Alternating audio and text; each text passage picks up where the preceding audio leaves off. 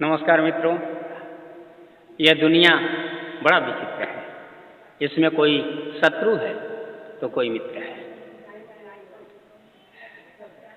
अक्सर देखा जाता है कि हम जहाँ रहते हैं वहाँ पे कुछ मित्र भी होते हैं, कुछ शत्रु भी होते हैं।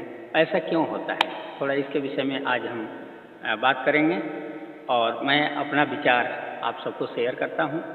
क्योंकि देखा जाता है कि हम जहाँ पे रहते हैं, जहाँ मेरा घर होता है, उसके पास पड़ोस में किसी से खूब पड़ता है, किसी से नहीं पड़ता है।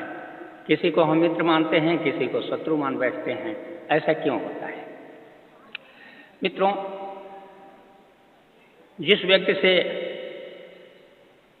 मेरा काम बन जाता है तो उसे हम अपना मित्र मान लेते हैं, और जिससे हमारा काम नहीं बनता है उसको हम अपना शत्रु मान बैठते हैं।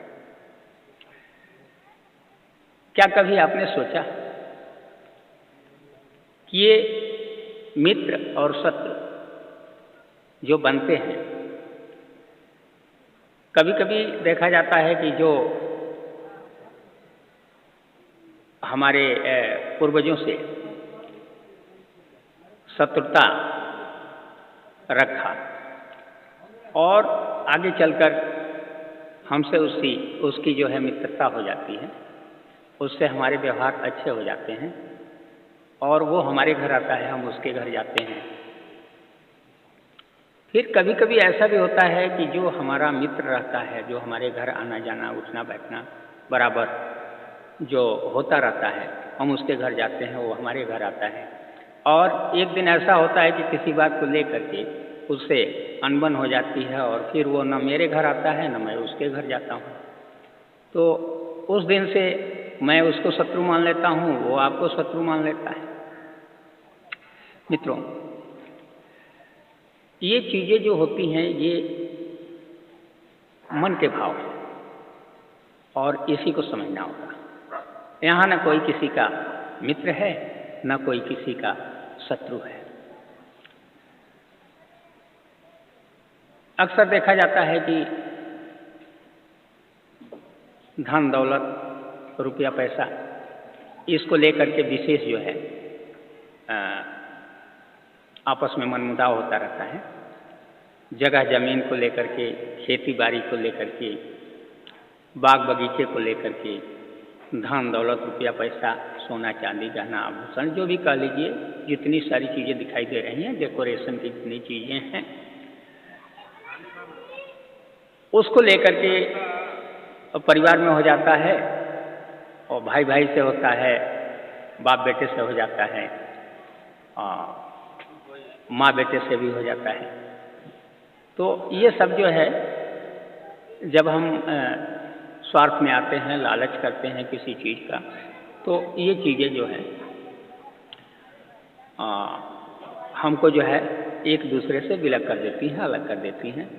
तो इसी को समझना है। धन दौलत जितनी सारी चीज़ें हैं यह कोई लेकर के जाएगा नहीं, लेकिन ऐसा लगता है कि जब तक हम हैं, इन धन दौलत और रुपया पैसा जो कुछ भी चीज़ें हैं इसकी बहुत विशेष ज़रूरत है।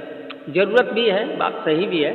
पैसा अगर नहीं रहेगा तो कोई पूछेगा नहीं, कोई काम आप नहीं कर सकते, ये समस्या तो है। लेकिन पैसे और धन दौलत आभूषण ये जितनी सारी चीज़ें हैं, हम इसको इतना महत्व न दें कि हम अपने रिश्ते को ही समझ न पाएँ कि मेरा रिश्ता क्या है।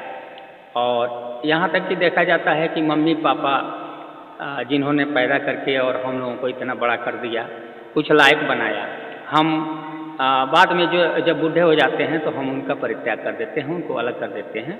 हमारे पास सारी सुख सुविधा है, सब चीज़ें रहती हैं, तो उनकी हम खिदमत कर सकते हैं, उनकी सेवा कर सकते हैं। उसके बाद भी हम अपने मम्मी पापा को अपने से अलग कर लेते हैं और जो अपनी बीवी होती है, अपने बच्चे होते हैं, उनके साथ हम खुशहाल रहने की कोशिश करते हैं। लेकिन ऐसा होता नहीं है, क्योंकि कहा गया है कि माँ बाप के पैरों के नीचे ही स्वर्ग या जन्नत होता है।